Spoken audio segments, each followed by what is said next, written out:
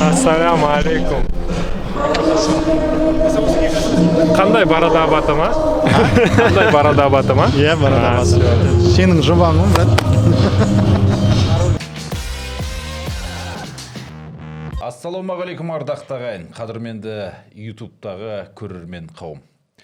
Бұл жалпы Абаттың Сақалы деген ютуб арна екендігін өздеріңізде байқадыңыздар. Бұрын ол барада Абаты деп аталып келген. Менің жалпы қазақ футболындағы басты функциям жүрген жерімнің барлығын қазақиландыру. Мен Ермұхамед Мәулен, қадірменді көрермендер, бүгін жаңа тағы бір біздің нұсқамыздағы қазақша подкаст назарларыңызға ұсынамыз. Ел футболын қазақшылап келіп, ютубтағы да осындай орысша жобаларды қазақшылауға көштік. Ендеше менің қасымда әріптесім Ербол Қайыров, әдеттегідей бірге жүргізетін боламыз. Бүгінгі подкастыда және біздің қонағымыз бар ортада. Ол Тараз футбол клубының басшысы Жандос Ахметов. Қош келдің, Жандос. Ассалаумағалейкум. Уағалейкум ассалам. Енді мынау бірден бастайық.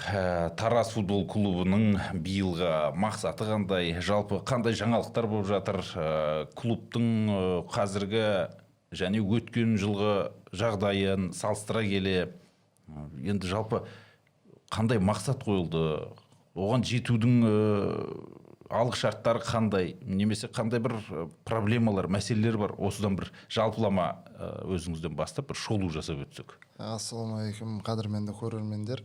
Бүгін Ермұхамед, Ербол бүгін мына шақырып, үлкен рахмет.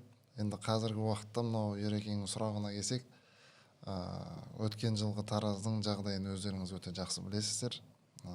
Біраз қарыздар болды, команда жақсы бастап, аяғында одан кейін қарызға байланысты, ақшаға байланысты біраз результатта нәтижеде болмай, соның бәрін мен де сыртынан қарап өттім. Соңында стадионда жарық болмай қалды ма әйтеуір? Свет көп өше берді ғой әйтеуір.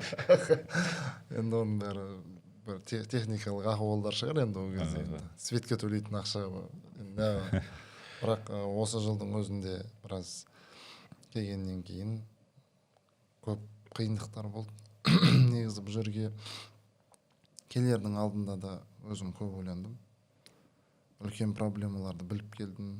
Оңай болмайтын да келдім, өзім көрдім.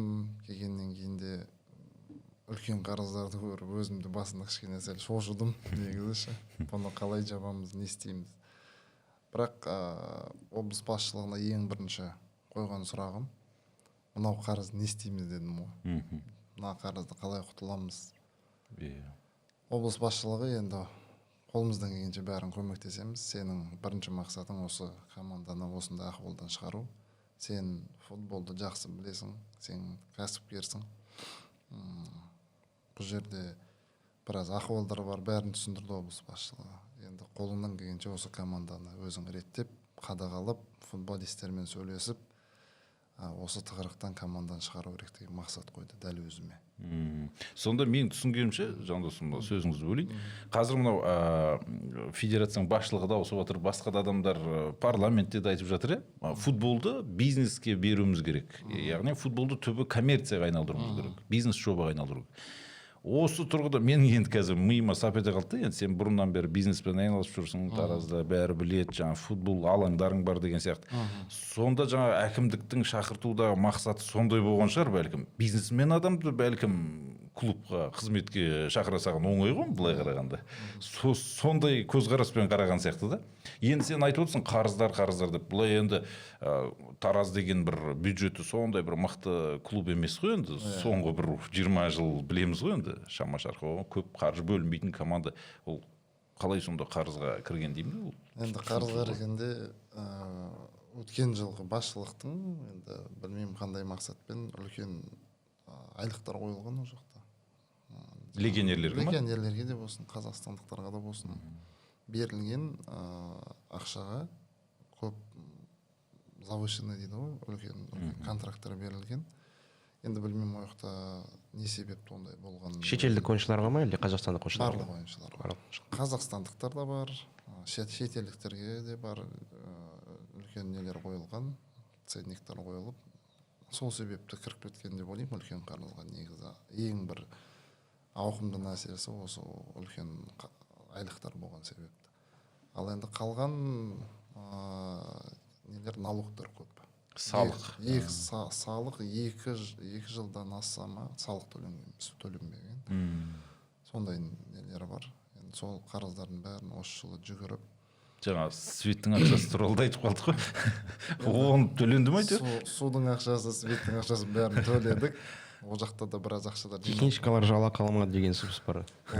бәрі алмаған ғой. Тек қана ол футболисттер ғана емес, бүкіл футбол клубқа кімнің қатысы бар, ол кісілердің бәрі мен бірінші күннен өзім осы Тарас футбол клубына келгеннен бастап телефоным әлі тыныштық таппай жатыр. Елдің бәріне енді қолымнан келгенше түсіндіріп жатырмын. Енді осы жылға енді команданы жинадық, сөйлестік, біраз бала кетем деді. Детский футбольный центрімізде кішкентай жасөспірімдерде 7-8 тренер кетіп қалды. Айда қалмағаннан кейін. Футболистердің бәрі біраз ренжулі, келгеннен кейін бәрімен сөйлесіп, жағдайды түсіндіріп. Біраз адам сенбей қалған. Өзіміздің жергілікті балалардың өзі сенбей қалған. Кетеміз деп Ақтөбе шақырып жатыр дейді. Анау Қайрат шақырып жатыр. Бәрі кетеміз деп. Мен келсем бәрі оқталып отыр екен жігіттер. Болды, кетеміз. Сөмкелерін жинап деген. Сөмкелерін жинап. Бірақ енді бұл жігіттердің бәрі өзіммен бірге кезінде біз ойнап жүрген кезде жас бала болып келіп, өзімізбен аға іні болып араласып, көп жігіттермен өзімде бірге ойнағам. Сол себепті түсіндіріп, жағдайды түсіндіріп, бізге мақсат өзіміздің жергілікті балалармен Тарас футбол клубын көтеріп, ары қарай ол балаларды өсіріп, жас балалар өсіп ары қарай кету керек біздің тарадан. Біз енді айтып отырық қой, мына кәсіпкер облыс басшылығы тура осындай мақсатта да қойды. Сен кәсіптесің, футболды білесің, футболға инвестиция тартуымыз керек. Қашанғы біз өкімет бұл сендерге ақшаны бөле береміз, ол ақша кете береді деген сияқты. Енді менің бастапқы мақсатым қазір мына футболдан біраз ақшаны инвестиция, спонсорлармен сөйлесу, ойыншыларды сату. Болашақта енді қазір болмаса да мақсат негізі футбол госбюджеттен бұл кетеді бір күні. Өйткені өкімет көмектеспейді. Мен көп шетелдік достарым бар футболда. Солармен сөйлессем болмайтын, енді былай айтқанда Северная Македония деген. Алақандай жер. Алақандай жер ғой. Сол Северная Македонияның жаңа кезінде бірге ойнаған футболистеріміз бар, таныстарымыз, солармен жаңа Турцияда сборда жүріп көп сөйлесіп. Клуб дейді, государственный клуб, өкіметтің командасы болатын болса, ол бізде соңғы орында болады дейді. Қалай деймін де? Оларға кішкентай ғана ақша бөлінеді дейді. Ал сендерші десем, біздің бастығымыз бизнесмен дейді. У него есть сеть супермаркетов деген сияқты. Сөйтіп мен сұрап отырмын ғой енді. Сендер қалай ақша табасыңдар? Кішкентай Северная Македония былай қарағанда. Сөйтсек біз дейді, ең бірінші мынау бастығымыз көмектеседі кішкене. Одан кейін сборныйға 5 игрогымыз бар дейді, Северная Македония ойнайтын. Олар жаңағы осы өткен жылы ма чемпионат мираға Евроға шықты. соған қаржы төлейді ғой УЕФА. Әр игрогымызға дейді 6000 евродан төлейді дейді. Одан кейін нелерді осы жақында спортивный директормен сөйлесіп отырмын ғой, қасында бәрі бар, тренері бар. 700 миллионға игрок саттық дейді. Әйтеуір білмеймін қай чемпионатқа. Қазір нападающийіміз сатып жатырмыз 900 миллионға дейді, почти 1 миллион евроға. Сол кезде айтады 5 ойыншымыз 6000 евродан алғанның өзінде 10 вызов болады дейді, национальный. 700 мың, 900 мың евро. Және 1 миллионның. Бұлардың трансферлары біздің мақсатымыз дейді, бір орталық жартылай қорғаушы саттық дейді, оны 700 мың евроға саттық дейді. Ал қазір бір нападающийімізді 900 миллион деп сұрап отыр, жоқ біз 1 миллион евро деп сұрап отырық дейді. Кәдімгі сауда болып жатыр дейсің ғой. Енді қазір мынау защитниктеріміз бар дейді, қорғаушыларымыз, оны бір 200 мың евроға сатып жібереміз. Аналардың әңгімесін тыңдап отырып шіркін-ай, біздің Таразда Трансферлер болса. Қазақстанда осындай трансферлер болса екен деген. иә айтпақшы онда нұрлан дайыровты қайратқа ақшамен сатасыз ба сонда? Қайратқа болғанда дәл қазіргі уақытта Қайрат шықты, Нұрлан Дайыровқа шықты, менің туған інім Елдос Ахметовке шықты. Ол кісілердің бәрімен сөйлесудемін. Бірақ оларға түсіндіріп айттым. Бізге қазір өзіміздің балалар ойнап жүр бұл командада. Бізге де өзіміздің мақсатымыз бар. Иә Қайрат, иә Астана, оның бәрі. Бұл жігіттердің бәрі Қайратта да. Енді Дайыровта ойнаған, Елдосты ойнаған. Қайратты білет, бірақ бұл жерде біз өзіміздің футболды көтеру керек болып тұр. Жамбылдың, Тараз футбол клубының, мен қазір оны бәрі контрактылары бар. Егер Қайрат жақсы ақша беретін болса, Қанша 500-700 мың евро, иә? Енді 1 миллион. жаңағыдай енді Европадағыдай болмаса да, мынау қазіргі клубтың жағдайына сай жақсы ақша беретін болса, негізі сатып жіберуге болады. Бірақ енді Қайратта қазір ондай жағдайда емес. Енді ол кісілермен сөйлессем, енді по-братски деген сияқты. Тегін жіберіңдер дей ме сонда? Көмектесу керек деген сияқты болып отыр да. Енді біздің де өзіміздің мақсаттарымыз бар. Бізде көп адам қызығады, защитниктер көп дейді. Негізі иә бізде өсіп келе жатқан жас жігіт Жалғаспар Жақсылықов, ол жігітке де үлкен сенім артып отырмыз. Нұрлан да жақсы, Елдос та жақсы. Қазгадрани деген Грузиядан легионеріміз де жаман емес. Мықты екен. Иә, негізі Алекс Джуниор, иә, олардың бәрі енді қазір мына адаптация дейді. Енді Алекс Джуниор ана жылы неде болды, Атырауда болды. Қалғандардың бәрі біз енді жаңадан Қазақстанға келіп отыр. Мына көрермендеріміз, жанкүйерлеріміз сәл ренжулі кейбір кезде анау. Бұл негізі бөтен елге келіп біздің климатқа сіңісіп кету осы жерге ол оңай нәрсе емес. Өзімізде басқа жерге барсақ кәдімгідей акклиматизация дейді, сондай болады. Сол себепті енді бір ойын жақсы ойнап, бір ойын сәл ойнай алмай қалса біздің жанкүйерлер сәл Тараздың жанкүйерлері негізі өзіме қатты ұнайды. Өте андай бір требовательный, сұрайды, және соны бірақ келгенге қолдау көрсеткенде де жақсы қолдау көрсетеді біздің. Ойыншылардың өздері не айтады? Нұрлан және Елдостың өздері. Олардың өздері енді ол біз контрактісі бар. Маған айтып отыр, сіз өзіңіз жіберіңдер дей ме сонда? Жібер деп енді ондай ұмтылыс неғып отқан жоқ. Қайрат негізі былай да өздері де шығып жатыр, маған да шығып жатыр. Енді былай қарағанда Қайраттың жағдайы действительно қазір қиын. Баняк сынып қалды.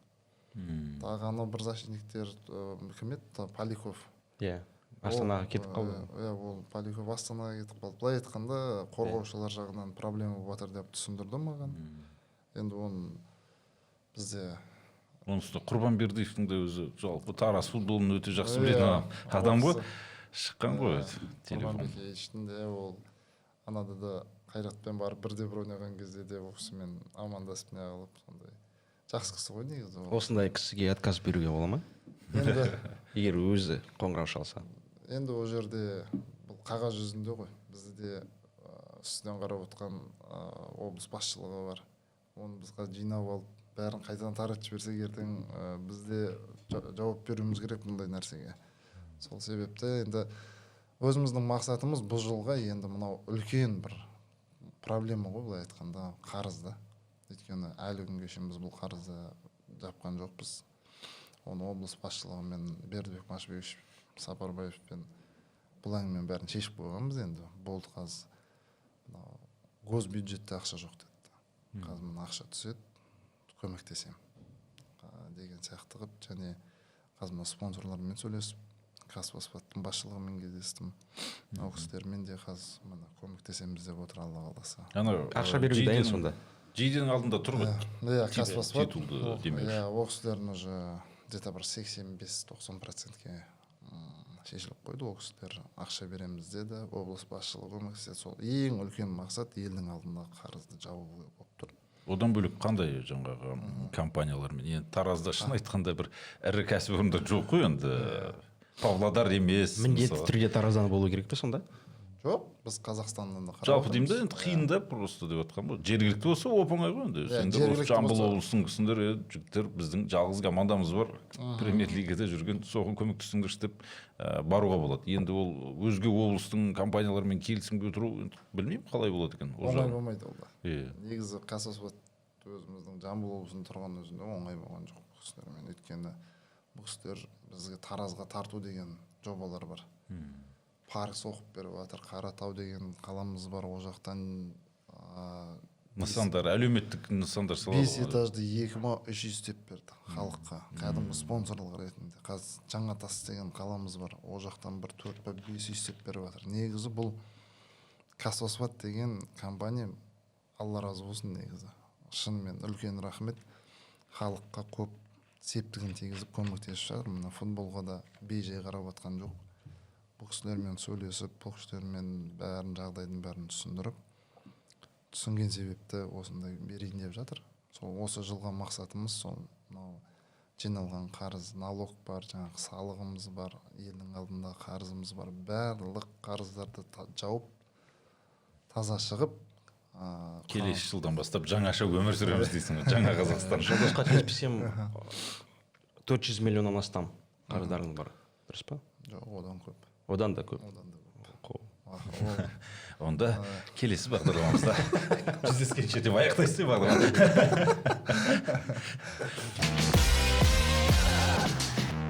Енді мынау әңгімеміздің бәрі жаңа салық, свет, жарық, су болып кетті ғой, енді әлеуметтік нысандар туралы болып кетті. Біз енді таза футбол мәселесіне оралайық. Енді мынау биылға мақсат жаңағы алтылыққа ену деп жатырмыз. 4-ақ легионер бар, шамасы қателеспесем. Жаңағы Гамаков Милен деген болгариялық ойыншы кезінде Станимир Стойловпен бірге жұмыс істеген екен Болгарияда. Жастар құрама командасында ойнаған, бойы ұзын екен. Сосын жаңа Алекс Джуниор, сосын Гадрани, өте тамаша қорғаушы екен. Және жаңа Жоржо Элиас деген Бразилия. Оны енді біз әзірге білмейміз енді ол ойыншы. Сол жалпы мына легионерлер туралы айтып өтсеңіз, олар қалай келді, олардың жалақысы жаңағындай мықты емес болып тұр ғой өткен жылғыдай. Өткен жылғы ойыншыларға қарағанда. Біз негізі мынау эконом жайда айтқан кезде қайтадан сол экономға келеміз. Қаржылай мәселеге сборға бір айдан аса, бір ай 15 күн, бір жарым айдай болдық. Бұл ақшамыз кішкентай да. Легионер алатын бізге былай енді айтқанда потолок зарплат дейді. Ондай бір үлкен ақшаға бір жақсы легионер алғың келеді да. Бірақ жақсы легионерлер енді қымбат болғаннан кейін сол кішкентай сол ақшаға бір легионер, сол бір жарым айдың 25 күнін сол легионер іздеумен болдық. Өзім ноутбукта балам, Инстат деген программа бар. Әр игрокты таң атқанша 4-ге шейін 5-ге шейін отырасың. Азында тренировкаға тұрасың, қайтадан басталады. Күніге сол легионер ананы көреміз, тренерский штабпен сөйлесеміз. Спортивный директорымыз бар, өзім көрем. Соны қиын, негізі қиын процесс. Өзім бірінші рет кездестім ғой бұндай әңгімемен.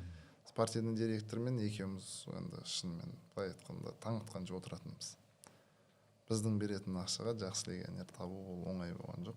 Соған енді грузиялық қорғаушыны таптық. Жас, негізі біз жас игроктарға көп, жасы үлкен емес, жас тауып, жақсы игроктар болса, соларды болашақта мақсат қайтадан өсіріп біздің негізі біздің тараздан легионерлер жақсы кетеді.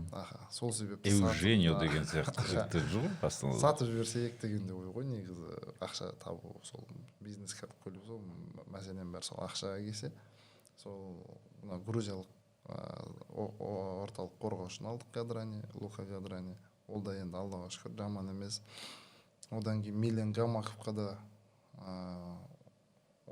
әйтеуір сөйлесіп бүйтіп басқа клубқа кетіп қала жаздап, онымен келісімге отырдық, оны алдық. Алекс Джуниор сразу басында келгенімен, онымен негізі ана жылы Атырауда ойнаған кезде ойнайтын ол бала маған. Тараз ана жылы кубокта 2 рет ойнады, чемпионатта 2 рет, 4 ойын ойнады. Сол ойындарда осы Алекс Джуниор қатты ұнаған негізі өзіме. Ол кезде енді мен өзім бір жанкүйер ретінде отырған трибунада дейсің. Жанкүйер ретінде өзіме андай кәдімгі жанкүйер ретінде ұнайды ғой бір ойыншы ше. Сондай болып ұнаған ол жігіт. Өзім бірақ осы жерге директор болып келгеннен кейін сразу сол жігітпен сөйлестік, ол да қарсы емес, келем деді. айлығы да үлкен неге келген жоқ, кішігірім айлыққа келген бетте сонымен сөйлестік. Бірінші Алекс Джуниор жаздық. Негізі жақсы жігіт, өзі адамгершілігі де өте жақсы, ойыншы ретінде де енді ұнайды өзіме. Енді оны ары қарай мынау тренерлар бар, сол кісілермен де ақылдастық. Соң нападающий табу өте қиын тағы да. Және де анау предложение туралы айтатын болсақ, Астана оны трансферге қойды, бірақ та Тарас шақырмады. Оның Ойда болды ма сонда? ойда болды, конечно, он бірақ Қымбат. қымбат қой. Ол ондай біздің ақшамен Евгений келмейді бізге. Өйткені ол басында бір келген шығар, сол бірақ енді Астана мен Тараздың бюджетін алғанда. Егер Астанамен сөйлескенде 50% Астана төлесе, қалған Тарас төлесе. Ондай да вариант сөйлестік Евгенияға. Бірақ Евгения өзі Астанада қалам деді ғой. Астанада ойнаймын енді. Топ клубқа Астана біздің Қазақстанда, сол себепті ол кеше дубль жасаған жоқ қой Мақтаралдың қақпасынан. Керемет голдар. Томасов екеуі дос болып алған сияқты. Ол кетпейді ғой жақын арада. Анау информациялар сайтқа шығып жатыр ғой, енді Евгений кеткісі келеді, басқа команда іздейтін болды. Негізі жаңа ойыншылар келді ғой. Өтірік сияқты. Камара келді, Райвуд келді. Басқа ойыншылар да сол бар. наоборот, сол келген себепті Евгений қатты ойнай бастады ғой деймін. Енді бәсекелестік араға. Өйткені қалай солар келді, Евгений негізі Астананың ойын біз неде де көрдік, Турцияда жүргенде де. Евгениялар ондай бір қатты ойын көрсетіп жүрген жоқ еді. Енді қазір ойнай бастады. Бәсекелестік болған жерде ол негізі жақсы ғой. Және де бапкер туралы сұрағым келіп тұр. Қаңтардың басында, ортасында Вардан Минасян қайтып келеді деген ақпарат шықты. Өзім беріп қойдым. Екеуіңіз сөйлестіңіз. Ол негізі қарсы болған жоқ, бірақ та облыс әкімі жергілікті маманды қойыңдар деген талап қойды. Сол рас па? Негізі облыс әкімі Вардан Минасянды басында қалдырт еді маған. Оңайды ол маған деді. Сосын мен айттым, бол, сіз айтсаңыз мен сөйлесейін деп. Варданмен бір апта сөйлестім. Бір апта ма 10 күндей қалдыратын болдық. Бірақ ең соңына келген кезде Вардан үлкен бағаны айтып жіберді. Ондай баға болғаннан кейін енді біз тарта алмаймыз негізі. Ол тек қана өзі емес, қасында 3 ассистенті келетін болды. Сонымен Ренжіп қалды ма сонда? жоқ, ренжіген жоқ. Бәрін түсінді. Ол кісіде жалпы жұмыс көп қой, ол кісіге қызығып отырған қаншама клуб бар. Содан кейін ол жаңа анау бапкерлердің өз стилі сол ғой. УТС басталған кезде қаңтардың бір 15-іне дейін жан жақтан телефонға қоңыраулар түсе бастайды, WhatsApp-тан SMS-тер келе бастайды. Сол кезде бағаларын жайлап, айлықтарын көтерсек қалай болады екен деп ойлайды ғой. Сондай болған шығар деймін де. Бәрінің әдеті сол. Соны облыс басшылығына соны айттым мен. Осындай үлкен суммаларды айтып жатыр дедім, Бердібек Машбекович. Негізі Бердібек Машбекович футболды өте жақсы түсініп, жақсы білетін кісі, жақсы көретін кісі негізі. Мен өзім барған кезде бірінші кездесуде бүкіл игроктың бәрін өзі біліп отыр ғой. Тренер, игрок, бүкіл результатта. Кім қанша гол ұрған. Анауға жақта, мынауға жақта бәрін кәдімгідей өзім таңғалдым ол кісімен. Аладоп сайтын оқып жүретін болып тұр ғой демек. Ол кісінің енді қалай, енді уақытсы жоқ шығар деп ойлайсың ғой енді. Халықтың қаншама проблемасы бар. Футболда енді былай екінші планда шығар деген бір ой болған өзімде. Жоқ, ол кісіге кірсем, кәдімгідей столдың үстінде Тарас футбол клубының папкасы жатады. Қай уақытта кірмесем де мен қағазбен кіремін ғой енді. Қағазбен көрсетемін, ол кісіге бәрін не қыламын. Кәдімгідей анау қағазымды алып, оқып, скрипканы алып, папканың ішіне салып қояды. Жинай береді. Сол папка мен келген кезде постоянно алдымда тұрады. Ол алынбайды. Сол себепті мысалы әр игрокты, әр нені негізі бұл кісі өте өзім таңғалдым. Енді Жандос жалпы ол кісі қызметтен кетті ғой енді. Ол кісі кеткеннен кейін енді футбол клубына бірдеңе әсер ете ма, ол кісі жаңағы уәде еткен кейбір нәрселер болуы мүмкін ғой енді дегендей ғой енді. Енді ол кісі өмір ғой дегенмен қазіргі келген әкімде негізі жаман емес деп естідім. Енді әлі өзім танысқан жоқпын. Осы жақын арада бізді қабылдаймыз деп айтыпты. Облыс спортымыз бар, футбольный клуб бар. Енді көреміз, Құдай қаласа. Негізі менің естіп жатқаным футболға да негізі барлық нәрсеге жаман емес деп естідік. Көзқарасы түзу. Көзқарасы иә сондай бір Енді жақсы. Енді ол кісімен келіскен нәрсені бұл кісі ары қарай алып кетеді деп ойлаймын. Өйткені Бердібек Машбековичті қолдан келгенше енді сәл бір жаңағы республиканский бюджеттен әлі ақша түскен жоқ деген сондай кішкене де ахуалдар болып жатыр. Енді түссе беретін шығар деген ойдамыз. Және жарқын анау Аладоптың рекламасын кесіп таста сосын. тамаша айттың. Өткен аптада айтпақшы, Ұлан Қонысбаев біздің әріптесіміз Нұрсұлтан Құрманға сұхбат беріпті, және де осы сбордың алдында мені басшылық не бас бапкер тізімнен алып тастады деген сөздерді айтты. Және де осы сөздерге сіз қалай жауап бересіз? Енді қалай жауап берген кезде біз Ұлан ана жылы командада болды, Вардам Минасянның кезінде. Одан кейін оны негізі өткен жылғы басшылық шақырған Ұланды. Ұланмен біз өзімізде бірге ойнадық. Кішкентай кезімізден ол мен інім Елдоспен де бір возрастта бір құрамада ойнады. Енді мен басшылық болып келгеннен кейін мен әрбір адамды алам, мен мынаны бүйтем, ананы сөйтем деп мен өзімдікін айта берсем, маған онда бас бапкердің керегі жоқ негізі. Менің мақсатым ол мынау команданың бүкіл жағдайын жасау, айлығын төлеу, тұратын жері, ішетін тамағы, ұшып тұруы, жүруі, ал бас бапкердің қызметін мен оған араласа берсем, ертең бұл команданың результаты болмай бастаса, кім жауап береді? Кім жауап береді оған? Сол кезде маған бас бапкерлер айтады, сен өзің составты қоясың, өзің составты аласың, сөйтесің да маған келесің да еще результат сұрайсың. Ол негізі мен футбол әлемінде өзім өмір ғой негізі, өмірім ғой бұл футбол деген. 18 жыл өмірімді футболға бердім. 7 жасымнан бастадым.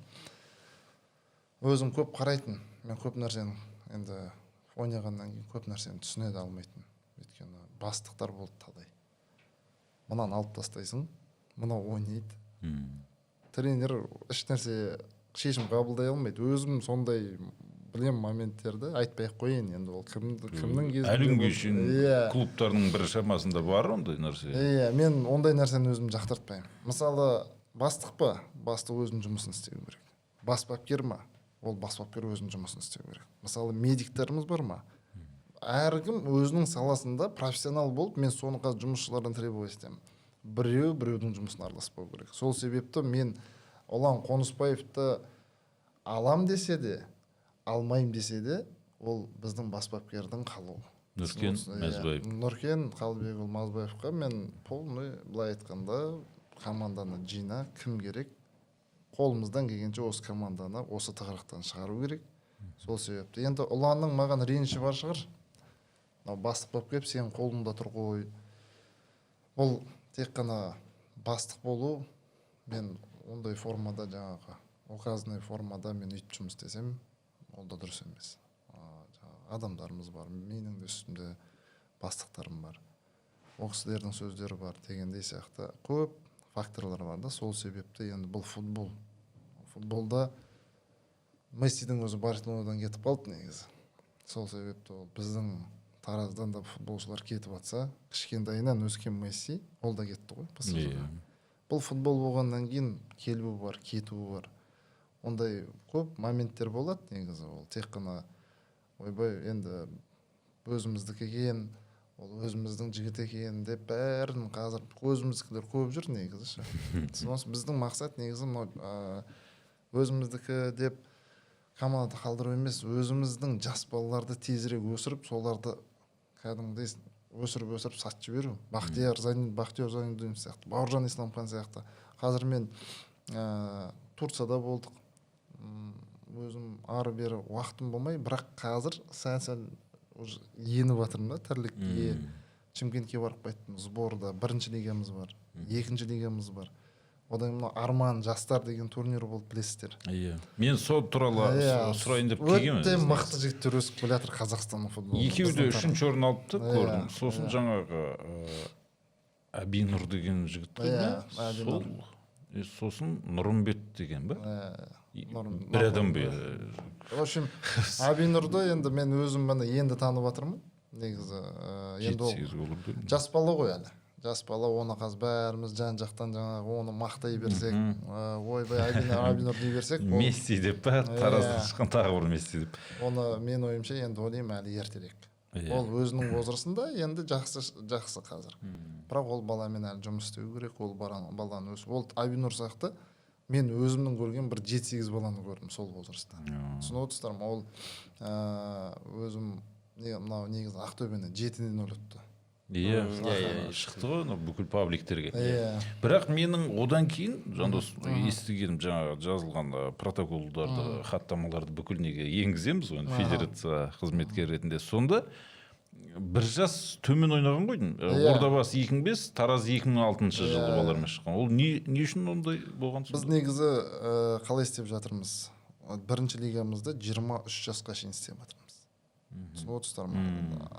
23 жасқа шейін дубліміз 20, 19, 20 жас. И сол себепті біздің 17 жасар балалар уже көбісі 18 жасар балалар дубльға кетті.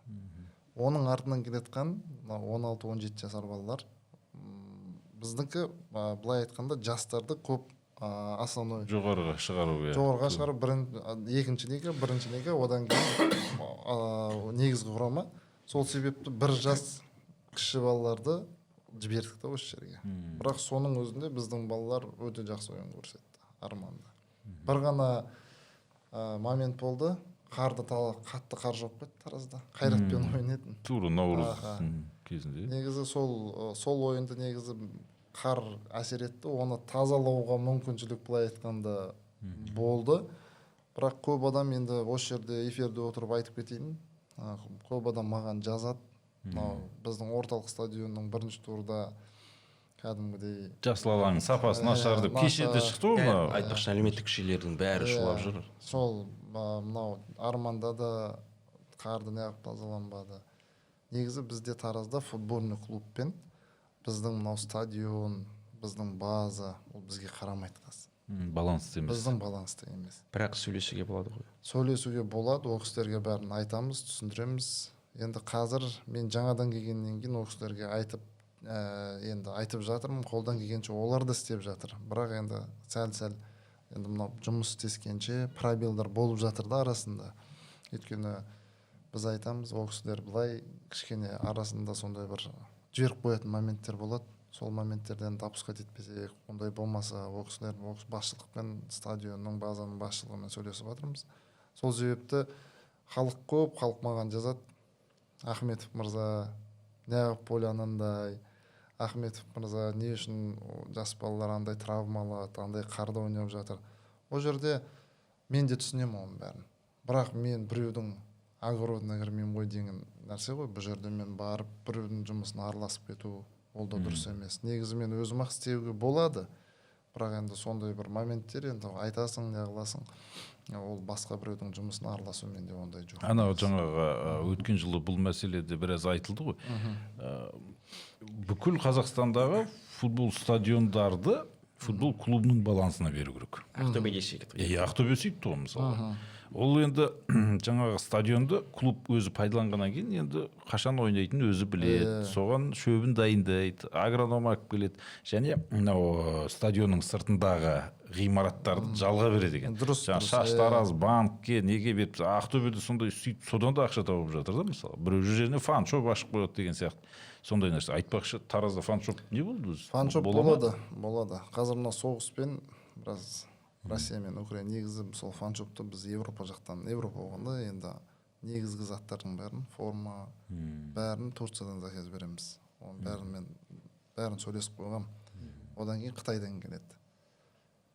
Кружка дейді, ручка, атрибутиканың бәрі, шарф, форма, Турциядан келеді. Ол мысалы андай формада алғым келмейді да, арзан форма аласың. Сапасыз. Оны ертең халық киеді, одан кейін оны бір жуғаннан кейін 90 жылдар осындай сапасы формалында кидіңіз.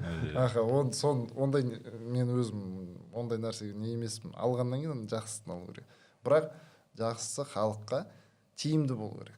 Баға жағынан. Түсініп отырсыздар ма? Мен оны қазір мысалы 10 мың теңге алып, халыққа бір форманы 15 мың теңгеден сатсам, халық ренжиді. Или 12 мың теңгенің өзі, мысалы мен мысалға айтып жатырмын да, оған мен көп бір 2 мың теңге болсын, 1000 теңге болсын, ручкадан 500 теңге болсын или 100 теңге болсын деген сияқты, соның бәрі біздің клубқа ақша да. Түсініп отырсыздар ма? Біздің жаңағы майда шүйде көп, соляркасы бар деген сияқты, жаңағы енді свет су қазір бізде жоқ.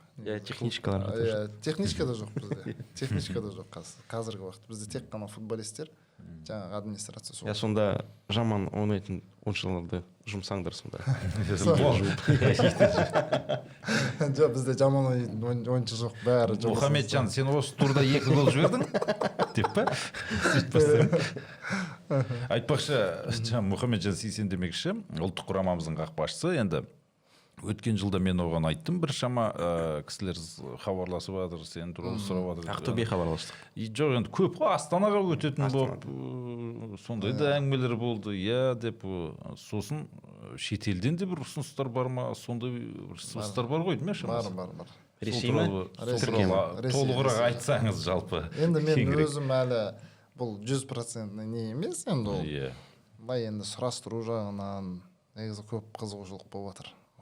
Мұхамеджан Сейсен, қазір мынау Абылайхан Жұмабек, жастар құрамасында біздің қазір гол соғып, неғылып, енді бұл жанкүйерлеріміз көп требовать етеді ғой, біз жаңағындай сұраныс үлкен да біздің Таразда.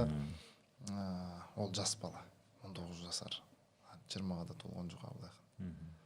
Бірақ данные мен өзім бұл баланы негізі Мұрат Тілешевке ұқсатамын. Физика жағынан сәл кішкене күш жинап, сәл бір еркекше, қазір сәл жастау ғой енді бала.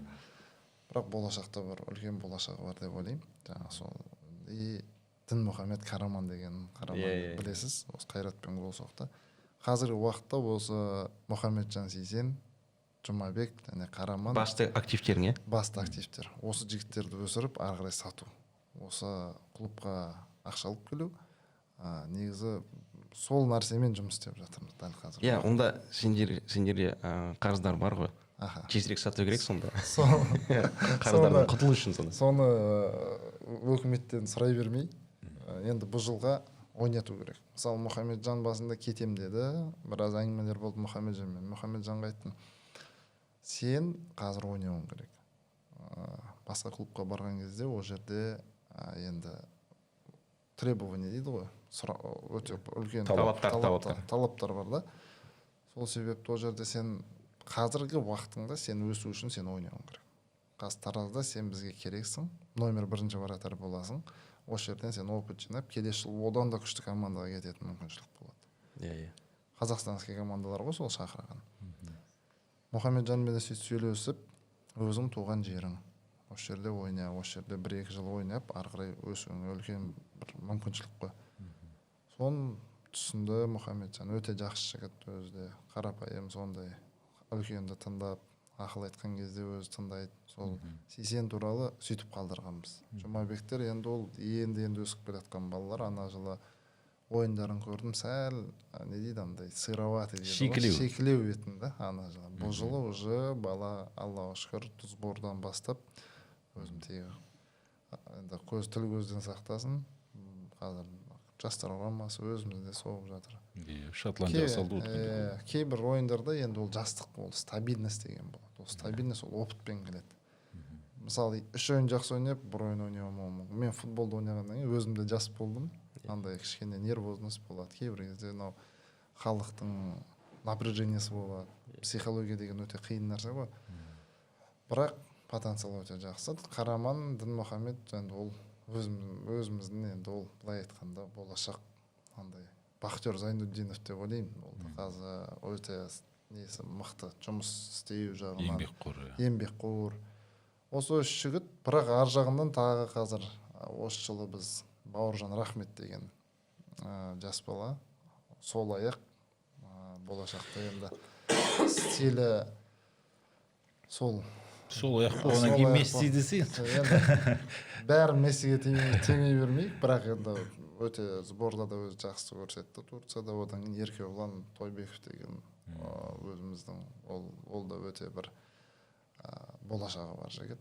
Одан басқа біздің қазір 1-ші лигада Дәурен Жұмат, Муслим Жұмат деген ағайындылар бар.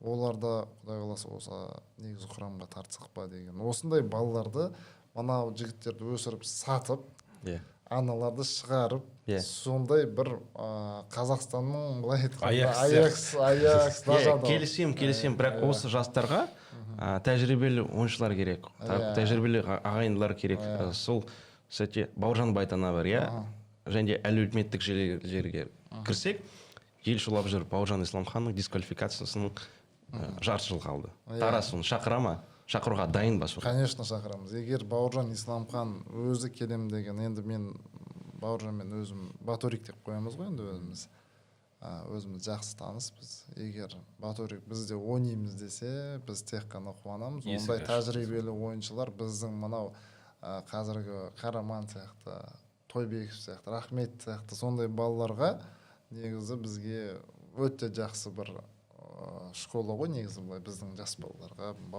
мотивация бауыржан байтана мен бауыржан исламхан деп екеуі бірге ойнаса негізі үлкен бір тандем болатын ба еді деп өзім де ойлаймын енді Бақтияр Зайнутдиновке қосып елдің бәрін ерке болат Сейдахметмен бірге қосып бәрі жинасаңыз мен бір ағам бар оян деп айтады да сөйтіп армандап қиялдап кетесің ғой оян дейді да маған ше жақында біреу айтты егер осы ойыншылардың бәрі бір команда ойнаса чемпион болады дейді таразға келу керек қой олардың бәрі келу үшін үлкен ақша келе ма келмей ма ол өйткені мысалы Бақтиярдың ЦСКА-да ойнап жүрген бала 4-5 миллион евро тұрады қазір трансферлік құны оңай емес болашақта біздің таразда может құдай қаласа үлкен бір сондай бір 4-5 миллионға сатып алынатын жағдайға жететін шығар деген тікелей мысалға Бақтияр Зайнутдинов мысалы тараздан астанаға астанадан сөйтіп барып кетті ғой шетелге сол сияқты жаңағы тікелей Ресейге тікелей жаңағы шетелдік клубтарға сатуға болады да одан кейін жаңағы айтайын деп отқан мынау өткен жылы Гранада деген командаға ауысты ғой Асқар Сатышев ол да таразға келген иә ол жігіт маған шықты негізі ана жылы біздің бірінші лигада ойнаған бала екен біз жаңағы ақша жоқ та клубта соны ойлағам негізі сол баланы сатып үлкен енді кішкене болса да ақша табайық не қылайық деп сөйтіп бұл бала өзі шықты бұл Испанияға маған бұндай шанс келе бермейді жіберіңізші Жандос аға футбол ойнағансыз ертең мен любой момент енді таразда ойнаймын ғой егер ол жақта болмаса келем бірақ бұндай шанс Гранада Испания бір осындай мүмкіншілігім болған кезде мен бір жолыма бөгет болмай бір неде қоймай сол жіберсеңіз деп өзім де енді футбол ойнағаннан кейін Испания Гранада ол бала үшін үлкен мотивация. Демек испаниялықтар ақша төлеуге дайын болған жоқ. Ақша төлеу болғанда олардікі былай основной командасына егер Сатышев контракт жазатын болса, сол кезде ғана біз компенсация дейді. Ол үлкен ақша емес, бірақ компенсацияны алуға болады. Ана баяғыда Головиннің ойнаған командасына Калтан ғой. Сондай да, қазір бұл жаңағы U19 деген командасы бар, сонымен предварительный контракт жазады. Егер сен сол командада жақсы ойнасаң, біз сені жаңағы ана сегунда Б сол жақта ойнайтын командаға жібереді. Соған жіберіпті. Жіберді ма? Жіберіп қойыпты. Жіберіп қойыпты ма уже? 21 деген. Сол 19-дан 21-ге. Егер қазір сол жақтан жақсы ойнап Гранаданың основной составына түссе, сол кезде біз алады. Сон бапкерлер айтыпты, жаңағы 21 деген командаға ауыстырамыз, өйткені сол жерде жаңағы орысша сөйлейтін бір жігіттер бар екен, және жаңағы жақсы араласатын бір бұрын таныс болған ба, сондай коллектив жақсы, сол жаққа керек екен. Сөйтіп сол жаққа өткізіп жіберіпті оны. Сөйтіп сол жақта жаттығып жатыр, бапкерлердің айтқанын естідім өткенде. Өте керемет, жаңағы өз жасына өзі жас болса да үлкен жаңағыдай тәжірибелі қорғаушылар сияқты ойлайды, ойлау жүйесі, логикасы, жасыл алаңды көре білу өте керемет. Түбі Гранадаға ойнайды. Біз тек қана тілектеспіз. Ол біздің балалар, Тараздың балалары, ол тек қана жаңағы Россияда неде емес, болашақта Испания, Англия, Италия, любой чемпионатта қай баламыз ойнамасын, біз тек қана ол қазақтың бірінші, ол қазақтың баласы, қазақтың мақтанышы. Екінші ол Тараздың баласы да. Егер ол біздің әр өйстіп өсіп шыққан жасөспірім балаларымыз қолдан келгенше көп ойнайтын болса, ол бізге нұр үстіне нұр болады деп ойлаймын да. Ол Сатышев негізі өзіміз Асқармен сөйлестіп, өзі сондай бір не қылғаннан кейін баланың жолын байламайық. Болмайтын бір қазір ақшаға келіп баланы қыссақ, ертең ол бала өмір бақи ол ұмытпайды ондай нәрсені. Испанияға шансым болып еді. Жандос Ахметов деген президент келіп еді, директор келіп еді. Кезінде Жамбыл Көкеевті осылай Испанияға жібермепті. Иә. Білмеймін, ол баланың өмір бақи ойында қалып қалады да. Ол бір адамның өмірі деген ол оңай нәрсе емес. Тағдыры.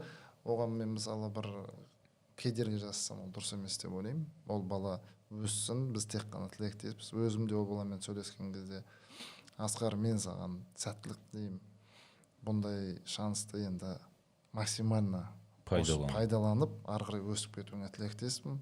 Бізден қолымыздан келген көмекті біз бердік. Өйткені трансферный окно Европада жабылып жатты.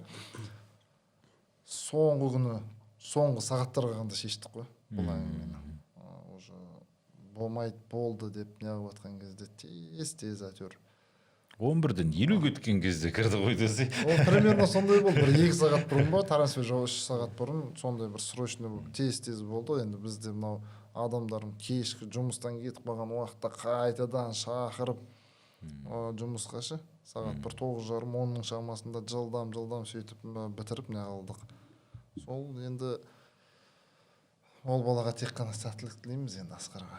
Және жақында кейбір журналистер Тараздың бұрынғы қақпашылар бапкері ФИФАға арыз жазыпты. Глушенко деген кісі ма? Глушенко деген маман қазір Украинада жүр, ақшасы жүр деген ақпарат бар. Және де қазір осы ситуация қандай жағдайда? Осы ситуация болған жақында біз әлеуметтік желіге барлық документ жағынан түсіндіруді жібердік, заявлениені. Ол жігітпен негізі біз жақсы отношенияда не алғанбыз, ешқандай бір келіспеушілік, ұрысу бір ондай ешнәрсе болған жоқ. Ол мен контрактым бар деді, мен жаңадан келдім. Как раз келген уақытта соғыс басталды. Сонымен біз соғыспен арпаласып атып әйтеуір сборға шығып кетеміз. 19 күні комендантский час шығуға болмайды. Әкімдер жаңағы басшылық жібермей сондай моменттер болды. Әйтеуір бүйтіп сөйлесіп жатып сборға шығып кетеміз. Сонымен ол айтады, контрактым бар дейді. Мен ұшып кел деймін Турцияға. Ұшып келеді, жұмыс істеп жатады. Бір күні маған айтады, осындай менің айлығым ондай емес, мынандай дейді. Түсінбедім, не? Сөйтіп қарасақ, өткен жылғы Талғат Тұрлыбаймен қол қойылған контрактын жібереді. Сосын мен айтамын, мен бұндай бағаны төлемеймін, мен. Бұндай бағаны менің баспап көрім алмайды қазірге. Ол ана жылғы айлықтар деген болмайды. Бұл жылы біз полный экономға көшті. Қанша есе көп сонда? 3 есе көп. 3 есе көп. Өткен жылғы алған айлықтан 3 есе көп. Сосын мен айттым, сіз бізге керексіз. Жұмыссыз қалдырмайым. Өткен жылғы условиямен қазір жұмыс істеңіз. Егер өкімет ақша беріп, спонсорский ақша тауып, жағдай жақсарып жатса, мен түсінемін, сіз анау Украинадан келіп, легионер болып келіп отырсыз да, ол жұмыс ақша табам деп келесіз. Сіздің жұмысыңыз маған полностью ұнайды. Өйткені жақсы жұмысы бәрі өте жақсы, ондай жұмыс жағынан ешқандай ешнәрсе айта алмаймын оған. Бірақ енді бұл ондай ақша төлей алмаймын. Елде қаңтар оқиғасы болып отқан кез ғой. Иә, қаңтар оқиғасы как раз қырғын не болатынын өзіміз білмей жатырмыз. Сондай бір заманда. Бірақ айттым осындай, сонымен сөйледі. Мен бірақ бұндай ақшаға жұмыс істемеймін деді. Мен айттым, енді бұл өмір ғой, бұл біздің кәсіпте де сондай. Цена устраивает, істейсің. Цена не устраивает, басқа адаммен жұмыс істейсің. Сондай да ол менің өзімнің политикамда сол да. Бизнеси көзқарас. Иә, енді біздікі енді основном енді сауда саттық, не барлық нәрсе бағамен байланысты болғаннан кейін біз енді оған особо не қылған жоқ. Болды, онда сіз егер біздің бағаға жұмыс істей алмайтын болсаңыз, онда біз сізге ешқандай енді претензия айта алмаймыз. Өзіңіз келіспей тұрсыз деп ешқандай ұрыспай, маған претензияңыз бар ма десем, жоқ деді. Бірақ мен шағымданамын деді контрактым. Мен айттым, сіздің контрактыңыз қалай мен 30 декабрь желтоқсан приказ алам. Бұл 5 январьмен жазған. 5 январь қазақша қалай еді? Қаңтармен 5 қаңтармен Талғат Тұрлыбайдың қолы тұр. Талғат Тұрлыбай 27 желтоқсанда увольняться етіп кетті. Получается, бұл жақта задний числомен жаптыңыз сонда? Жоқ, алдын ала контракт жазып қойған ғой. Түсініп отырсыз ба? Мен айтамын да, мынау 5 қаңтармен әлі болған жоқ дейсің. қалай Талғат Тұрлыбайдың қолы тұрады, ол жерде өткен жылға бастықтың қолы тұр. Менің приказым 30 желтоқсан шығып тұр. Қалай алсақ та недействительно болып тұр ғой ол контракт. Соны түсіндірдім оған. Бірақ давай жаңа контракт қол қойық. Сен балалармен жұмыс істей бер. Біз тек қана қуанамыз деп. Ана құжаты заңсыз болып тұр ғой. Заңсыз болып тұр. Меніңше бәрі анық көрініп тұр, иә. Талғат Тұрлыбай қолын қойды. Және де сосын Ключенко мүмкін, иә, сол ақшаны оған беріп тастады. Жоқ, мен просто бір нәрсені түсіне алмаймын да, 6 ай айлығамағанымды 5-6 ай айлығамайды елдер. Одан кейін 5-6 ай айлығын алмаған, бірақ алғанда 3 есе көп зарплатаға Тағы да кезім жатты. Проценттер ма сонда түсінбедім. Соны мен өзім түсіне алмаймын да, мысалы. Тегін жұмыс істеп жүрсің. Иә. Ол қалай деймін да, менің өзім ойым, мен оған ол сұрақты қойдым, сен қалай 5-6 ай айлығамаған, сен еще қорықпай 3 есе үлкен зарплатаға сен еще қол қойып бір жылға қалай деген нәрсені өзім сұрақ қойсам, енді білмеймін мен деген сияқты қылып келтірді да. Одан кейін айттым, болды, ешқандай онда маған претензияңыз болмаса, мен ешқандай сізге претензиям жоқ. Онда сіз қазір не істейсіз дедім, мен өзім шағымданамын, мен үйге қайтамын деді. Онда сіз тренировкаға шықпай-ақ қойыңыз дедім. Мен сізге тренировкаға шықсаңыз, мен сізге ақша төлеуім керек. Все, хорошо деймін. Одан кейін болды, қол алысып.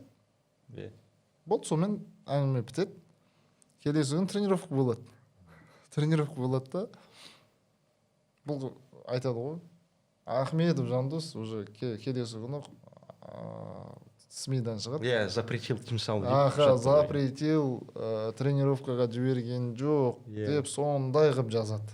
Сосын айдалада жүр деп, алаңның маңында. Сондай бір әңгімелер көп. Мен өзім таңғалып қалдым. Екеуміз енді бәріміз еркекпіз ғой. Еркекше отырып қол алысып келіскеннен кейін бір ойламайсың ғой шынымен. Бірақ артынан осындай әңгіме шығып, қазір қарасам Украинада мен қиналып жатырмын. Бірақ мен ақшасыз. Қан майданның ортасында деп. Мен ақшасыз қалдырды деп, мен оған наоборот жұмыс деп, мен саған, бірақ менің қазіргі возможностьым сондай. Мен сен ол ақшам болып тұрып бір бергім келмей отқан жоқ. Мемлекеттік ақша, жекеменшік ақша емес. Қолымнан келгенше енді мен бере алатын ақшамды айтып тұрмын ғой, бірақ жұмысың істей бер деп мен оған бәрін айтып тұрмын. Бірақ ол қазір шағымданып жатқаны қазіргі руководство, қазіргі басшылық менің семьямды, менің жанұямды нансыз қалдырды. Сондай әңгімелер. Не үшін деймін да, ол өйтіп өтірік алдау, адам бәрін келісіліп, бәрін обговаривать етіп алғаннан кейін ондай әңгімені не үшін айтады деп ойлаймын да елдер, енді өтірік жала жауып адамға. Сол нәрселерді ұнатпаймын негізі. Өзімде де енді ішінде өкініш болып тұр ғой.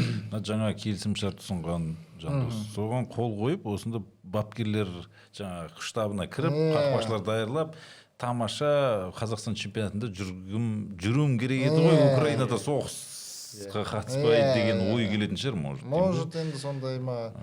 Бірақ өтірік жала жау дұрыс емес екен. Дұрыс емес та бұл, енді менің ойымша. Енді қараңыз, біз сіздермен келісеміз. Сөйтем да мен басқаша әңгіме айтамын, ол да дұрыс емес деп ойлаймын да. Бұл тек қана біздің футболда ғана емес, бүкіл неде өмірдің өзі сондай ғой негізі. Негізі істей аласың ба, істеймін деп айтамын өзім. Бос обещаниемен ондай айтқым келмейді ешкімге. Істей аламын ба, істеймін, істей алмаймын ба, істей алмаймын. Мен не істеймін? Қолымнан келмесе істей алмаймын деп айтамын. Сондай бір принциптермен өмір сүреміз енді, басқа. Тура сондай осы Ключенкомен де болды. Тағы да әңгімелер болды. Тагиев, Сергей Тагиев, ол туралы да жазды. Енді Сергей Тагиевті мен өзім тренерім болған. Оны қандай болған, бір личный, бір нем жоқ, неприязнь дейді, андай бір. Енді қазіргі уақытта, енді ол ана жылы любой тренерский штаб, былай айтқанда, мысалы келе ма? Ол кеткеннен кейін басқа адамдар өзінің ассистентін алып келеді. Мысалы әр главный үш тренер үштен келіп жатады ғой. әр главный тренер өзінің ассистент, тренер по физподготовке, тренер по вратарям, ол өзінің көзқарасы болады да. Әр главный тренер ол тек қана біздің Таразда емес, ол бүкіл әлемде, түсініп отырсыздар ма? Мысалы аналитигі бар, даже врачына шейін келетін адамдар бар. Өзінің врачына шейін алып келеді. Мысалы ше, мысалы Станимир Стойлов кезінде келген кезде жалғыз өзі келген жоқ па? Жоқ, конечно. Сол сияқты. Анау кім еді қасындағы жүрген? Саид Ибраимов, сосын Цанка Цветанов. Сондайлармен бәрі. Мысалы ана жылы бізге Вардан келген кезде де ол жалғыз келген жоқ. Қасында 2-3 адам болады. Сол сияқты Нұркен Мазбаев келді да бізге. Бірақ оның өзінің көзқарасы бар. Ол тоже Ерлан Елеусинов, Нұрмат Мырзабаев. Ол кісілердің бәрі бірге ойнаған, негізі 96 жылы чемпион да болған. Бүкіл Тараз біледі. Бүкіл Тараз біледі. Бірақ енді әркімнің өзінің көзқарасы болғаннан кейін мен айттым, Сергей Тагиевқа айтамын. Енді бұл негізгі құрамда жаңа тренерский штаб. Сіз бірінші лигаға барыңыз. Бұл жерде өзінің көзқарасы бар енді. Нұркен Мазбаев. Бірінші лигаға бас бапкер болып барыңыз. Тамаша ұсыныс қой. Соған келіспеді ме? Келіспеді. Сосын тағы бір ренжіді, жаңағы не үшін сен бүйтесің сөйтесің деген сияқты біраз әңгімелер болды. Бірақ енді ол кісімен сөйлесіп бәрін келісіліп, қазір өзі жаңағы қол қойып, по собственному желанию, біз тек қана мен бір условием болды, ақша түссе енді бәрінің қарызын жауып беремін деп түсіндірдім. Ол қарызбыз ғой әлі ол кісілерге. Соны болды, жауып беремін, өтірік алдамайсың ба деген условия болды. Жоқ, алдамаймыз, құтыламыз. Нан ұрсын деп келістік. Жақында Гаврил Кан командадан кетті деп, әкесі жұмыстан кетіп қалды кезінде, жүргізуші болды, автобустың жүргізуші. Сол себепті әкесі кеткеннен кейін Гаврилді сборға алмады деген ақпарат шықты. Сол рас па? Негізі әкесі біздің клубта жұмыс істемейді оның. Аутсорста жұмыс істеді ма сонда? Әкесінің келісімшарт бойынша. Үш па автобусы бар Таразда. Сол жаңағы детский центрлар бірінші лига соны тасиды. Біз оны автобусын жалға аламыз, былай айтқанда. Біз олардан аламыз, ол біздің клубтың сферасында вообще істемейді. Бірақ Гаврил Кан, ол да біздің бас бапкер бар. Тура сол әңгіме қайтадан келеміз. Әр бас бапкер өзінің көзқарасы бар. Түсінесіздер ғой. Енді Гаврил Кан біздің командада 4 жыл ма уже как перспективный игрок. Түсінесіз ғой. Жыл сайын одан үміт күтеді команда. Бірақ Гаврил Кан сол отырады. Түсінесіздер, ол мен жаман ойыншы демеймін. Оны тағы да түсіну керек. Может ол кейіннен ашылатын жігіт шығар. Бәлкім Қайсарға барып қатты ойнап кететін шығар. Бәлкім жоқ. Ол сондай болады ғой өмірде. Мәселе ол, біз оны сборға көп футболистер ойлайды, сборға алмасаң Турцияға, бітті ол командада жоқ деп ойлайды. Ол қате негізі пікірді. Ол сбор деген, ол біз көру, жастарды көруіміз керек. Гаврил Канның біз қай жерге шейін шабатын білеміз. Ол қандай игру екенін, оның қандай качестволары бар, біз оны беске білеміз. Енді біздің мақсат мынау өсіп келе жатқан жас балалар бар емес па? Соларды көрейік. Сборға апарайық. Жұмыс істесін. Жарамды қайсысы? 10 балада алып кеттік сборға, жас балалардан. Соның ішінен қазір 2-3-ін іріктеп алдық. Жаңа Ерсұлтан Қалдыбеков, Бауыржан Рахмет, тоже сама Еркелбан Тойбеков, соларды іріктеп 10 баланың ішінен алып қалдық. Бірақ та ресми ақпарат бойынша Тараз футбол клубы осы ойыншыны қолдамады. Аздап жамандады. Бірақ та менің пікірімше Тараз футбол клубы өз тілегін кішкене қолдау керек. Дұрыс айтасыз. Оны енді біз сәл ашулыққа беріліп қойдық, ол үшін кешірім сұраймыз. Ол именно енді былай айтқанда ол менің қателігім деп айтайыншы. Оны өз мойныма аламын. Сәл бізде анау былай айтқанда южный характер дейді ғой. Сондай бар кішкене, оны жасыратын нәрсе жоқ. Шарт кетіп. Біз енді келдік. Бұл біздің менталитет қой деп. Сол сәл басында енді мен бұндай должностьта өмір бақи енді істеп келе жатқан жоқпын ғой. Бірінші жыл сәл кішкене шарт-бұртпен кетіп қалдым. Одан кешірім сұраймын енді өзіміздің. Бірақ енді ол баланы бір унижать етемін деп бір дәрежесін түсірем емес. Бұл жерде жаңағы нақты ответ бергім келді. Біз бұл жерде ол баланы өлтіріп или там ойнаткызбаймыз деп аткан жокпуз ғой деген әңгімеге келтирип турдум да әңгіменің бәрін. Сол сәл сонымен кетип калган чыгармын может. А бірақ негізі ол баланы мен айттым, әкесіне де айттым, келсін, ойнасын. Бірінші лигамыз бар, сол жақта ойнасын. Основной командамызға негізі құрамға есігі әрдайым ашық, бәріне ашық. Келсін, ойнасын, тек қана біз будем рады дедім да әкесіне. Ол біз сосын әкесі ол Жетісуға барды, по-моему, Қайсарға барды ма? Жетісуға кетті ме? мүмкін. Ол жақтан не қылмай, сонымен общем бізге қайтып келетін болды. Қайтып келді десе. Сонда Жандос, сендерге клубқа бұқаралық ақпарат құралдарының ішінде жүретін, бүкіл саланы білетін кеңесші керек. Как раз Ермұхамед Мәулен федерациядан кетті. Және де мүмкін жақын арада Жандос Ахметовтың арнайы кеңесшісі ретінде клубқа шақыруға болады сонда. Ермұхамед Мәулен тарта алмаймыз ау ақша. Запростарым өте көп. Айлағы негізі орташа, иә. Легионер сияқты болған деп тұр ғой бізге Ерекең. Жоқ, өзім туған жерім ғой. Тегін істейсің бе сонда? Азынаулақ енді келсеміз. Әлде айтасың, отбасымды асырау керекпін деді. Иә, көреміз енді, мәселе онда емес. Жалпы Тараз футбол клубы үшін, Тараз футбол үшін әрқашан тегін жұмыс істеуге дайынмын мен. Рахмет Ереке. Негізі осы... Мен анау кітап жазсам ба деп жүрмін ғой жалпы. Тараз футболының тарландар деп. Өткені Дмитрий Алексеевич, Ваид Абдулхамидович бәріміз легендалар өзіміз бөлек шай ішкенбіз отырып. Сол кезде шыққан ой ғой. Легендалар.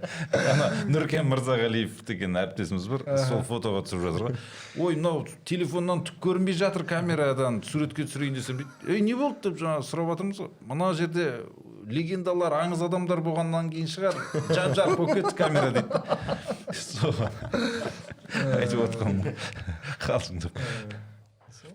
Рас, онысы енді. Басқа қандай мәселелер бар жалпы? Барлық темаларды талқыладық.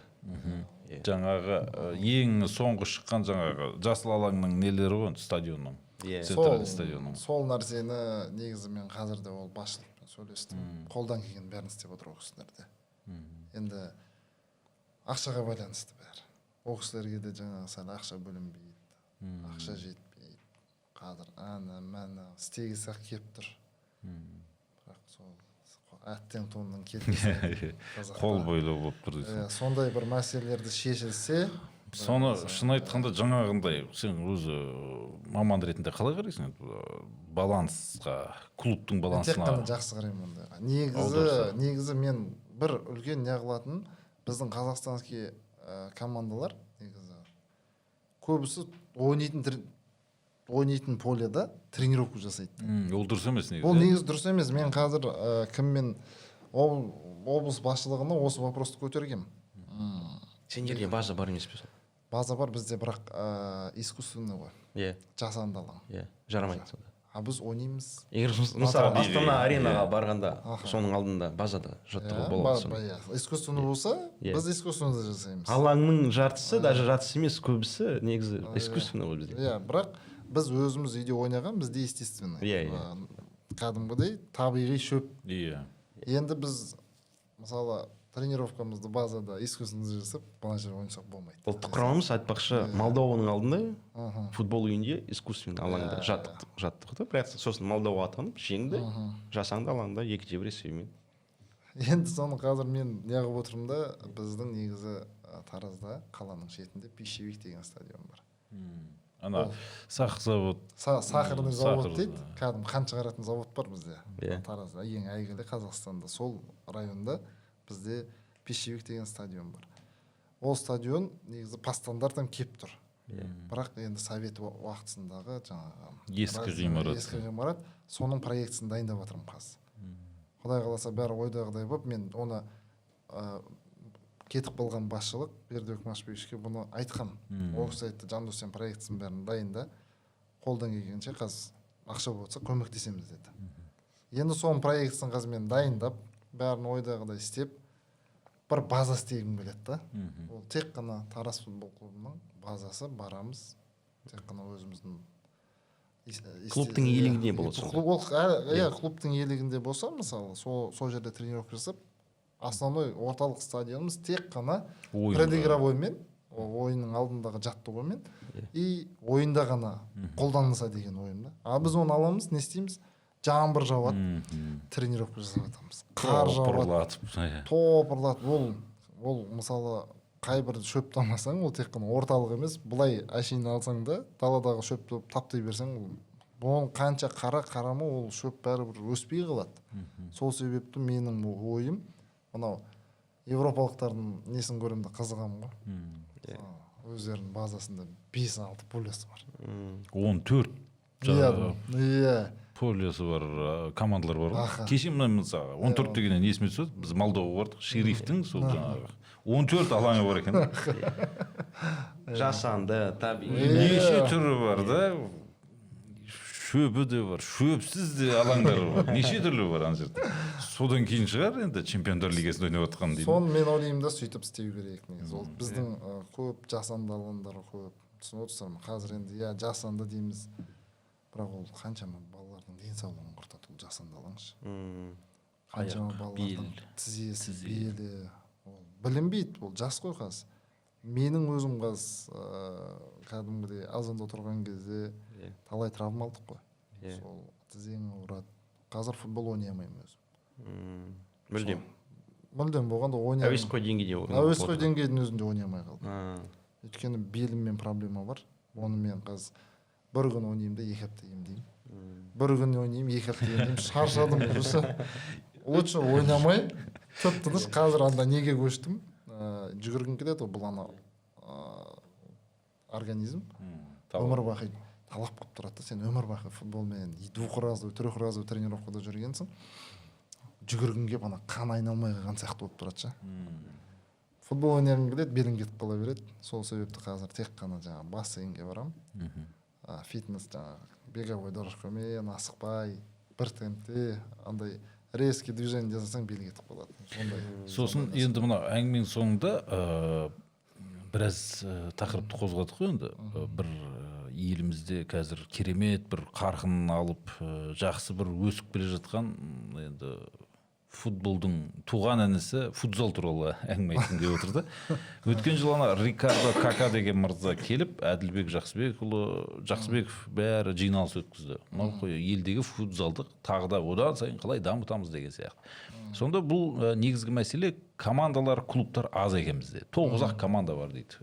Екінші лигалары жоқ, жаңағыдай нашарлау деген сияқты. Сондықтан мынандай идея көтерді да ол кісі. Әр футбол клубына жүктейік міндеттеме. Футзал клубы да болсын. Футзал енді көп ақша кетпейді, көп командалар негізі оны көтере алады. Ол әр жерде спорт зал ғой, енді спорт зал болса бір 1000 адамдық сондай жерде барып ойнай береді деген сияқты. Енді осыған қандай көзқарастасың жалпы? Таразда футзал жоқ қой жалпы? Иә, Тараздың өзінде қаншама футболшылар бар, футзал жоқ бізде. Тараз арена деген сияқты мысалы ғимараттар бар, керемет ойнауға болады ғой. Оған көзқарас өте жақсы. Біз жақында Адлет Назарбаевич Барменкулов жинады. Федерация бүкіл президенттерді, директорларды бәрін жинап, сол отырыс жиыннан кейін бір өзіміз отырып сөйлескенбіз. Президент Каспийдің Алике Алибек. Одан кейін сұрадым да осы вопросты, осы сұрақты.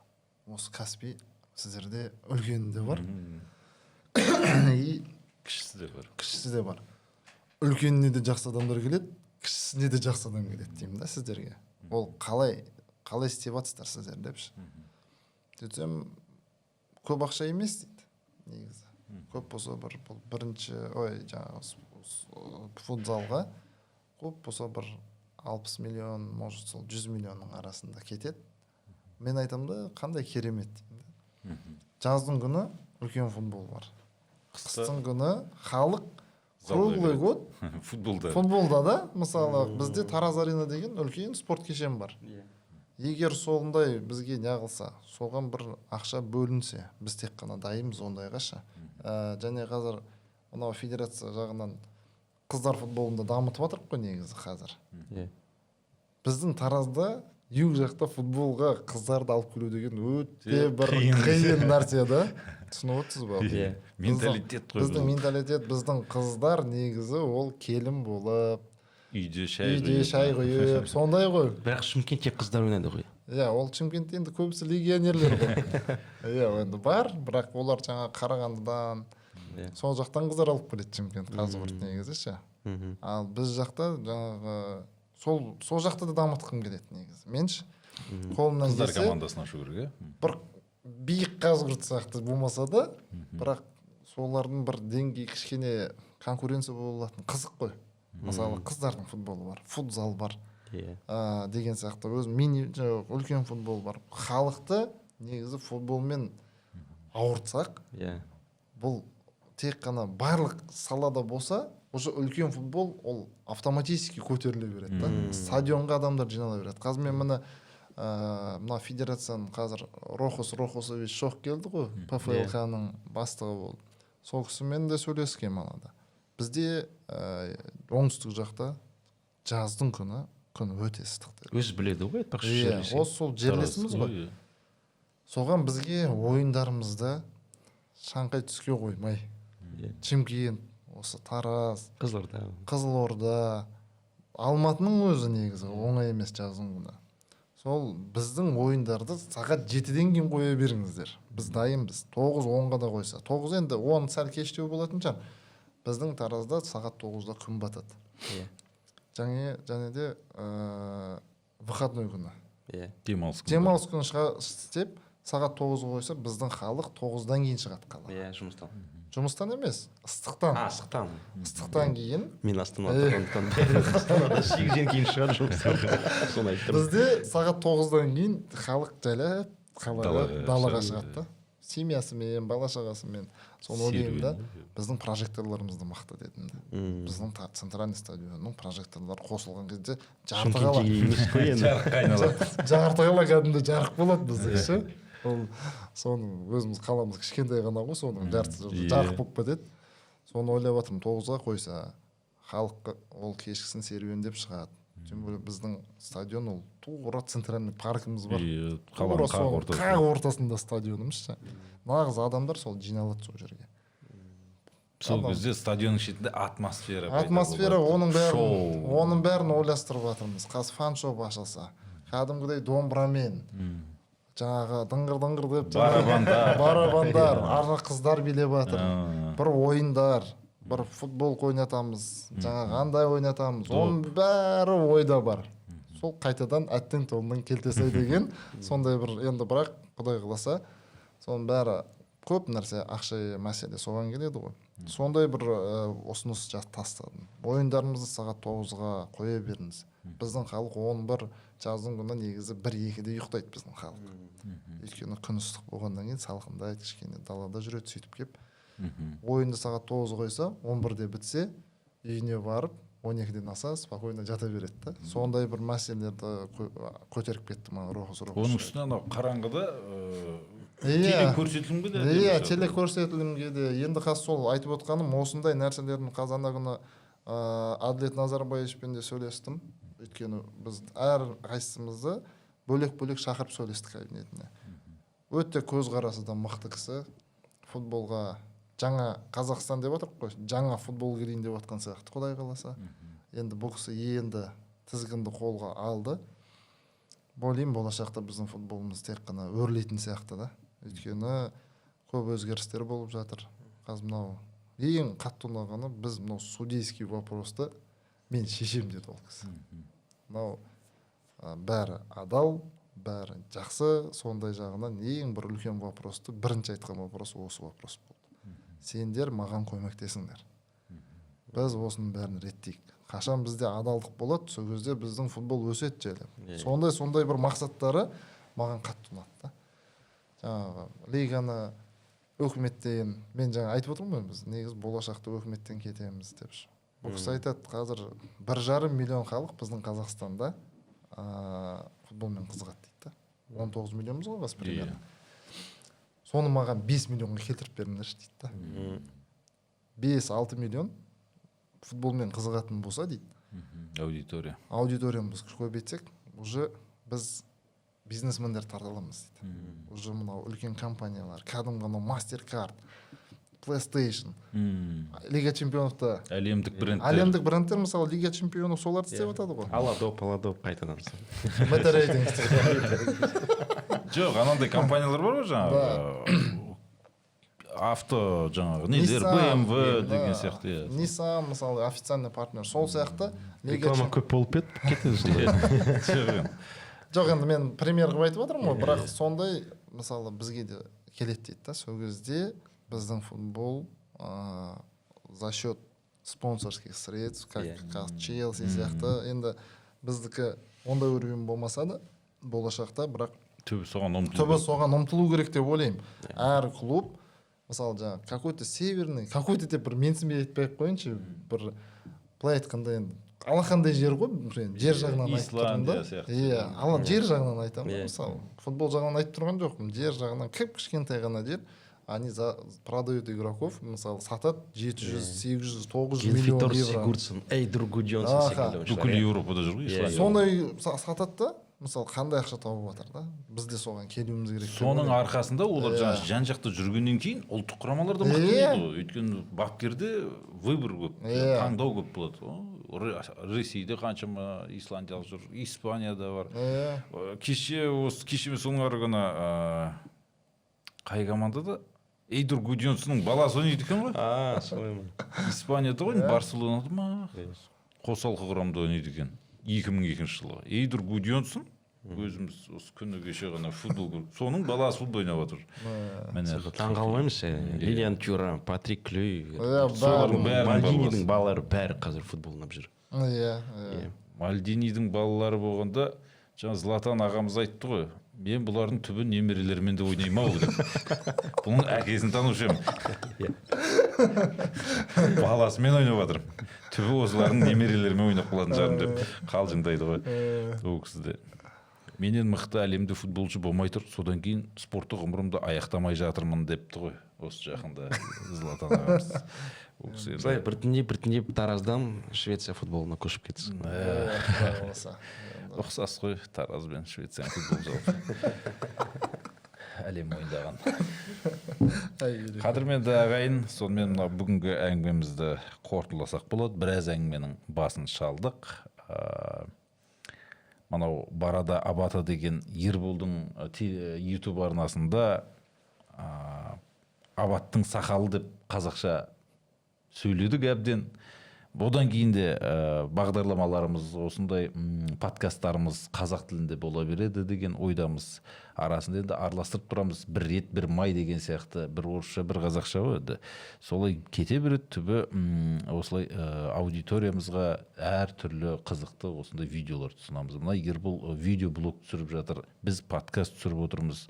Біреудің отбасы туралы видеоларда шығып жатыр, жаңағы футболшылардың сырттағы жасыл алаңнан тыс өмірінде көрсетіп жатырмыз. Мінекей клубтың директоры да келіп отыр қонаққа. Сондықтан осы YouTube арнаға тіркеліп қойыңыздар, жаңалықтарын білісіп, көрісіп жүріңіздер. Жігіттердің мына шығармашылығын қолдап, лайктарыңызды аямай бір өтірік бір смайлик болса да комментарий жазып қойыңыздар енді. Ендеше осымен әңгімемізді аяқтайық. Жәке, келгеніңізге рахмет. Тараз футбол клубына сәттілік тілейміз. Енді мен де бір үлкен рахмет айтқым келеді. Ереке, екі ереке ғой. Ербол, Ермағамет.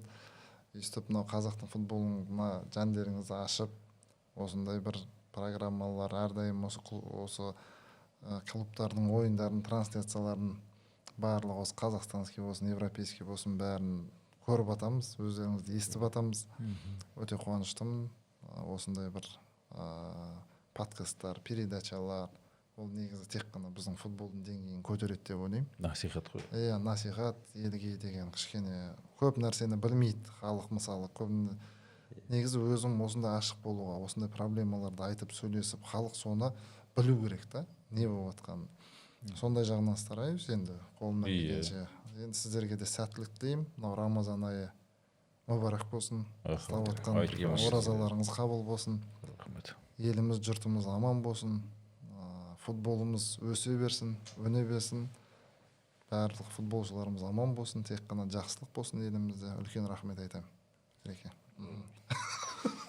Амин. Жақсы. Рахмет.